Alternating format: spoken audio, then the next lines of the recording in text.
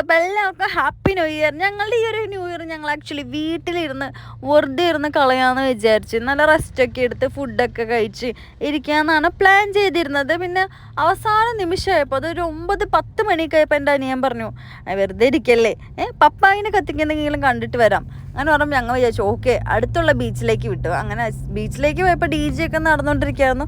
D J ഒക്കെ അവിടുത്തെ പരിപാടികളൊന്നും അത്രയ്ക്ക് വലിയ ഇതുണ്ടായിരുന്നില്ല, എന്നാലും കുഴപ്പമില്ല. നമ്മളെന്തായാലും ഡാൻസ് ചെയ്യാൻ എൻജോയ് ചെയ്യാനൊന്നും നിന്നില്ല കേട്ടോ. നമ്മൾ ഓൾറെഡി ഞാൻ പറഞ്ഞല്ലോ വേറെ മൂഡിലായിരുന്നു എന്ന്. അങ്ങനെ പപ്പായനെ കത്തിക്കാൻ വേണ്ടി വെയിറ്റ് ചെയ്ത് അവസാനം 12:15 കഴിഞ്ഞപ്പോൾ കത്തിച്ചു. ഞങ്ങളുടെ നാട്ടിലൊക്കെ 12:15 കേട്ടോ. ചാലക്കുടിയൊക്കെ 10 മണിക്ക് കത്തിച്ചു എന്ന് പറഞ്ഞു, ഞാൻ അറിഞ്ഞായിരുന്നു. അങ്ങനെ ഞങ്ങൾ ന്യൂ ഇയർ ആക്ച്വലി ഇങ്ങനെയൊക്കെയായിരുന്നു. പ്രത്യേകിച്ച് എക്സ്ട്രാ ഒരു സ്ഥലത്ത് പോവുകയൊന്നും ചെയ്തിരുന്നില്ല. സാധാരണ എല്ലാ ദിവസവും എല്ലാ പ്രാവശ്യവും എല്ലാ സ്ഥലങ്ങളിലും പോയി കറങ്ങി നടക്കലാണ്. അപ്പോൾ ഇപ്രാവശ്യം റെസ്റ്റ് എടുക്കാമെന്ന് വിചാരിച്ചു. നിങ്ങളുടെ ന്യൂ ഇയർ ഒക്കെ എങ്ങനെ ഉണ്ടായിരുന്നു?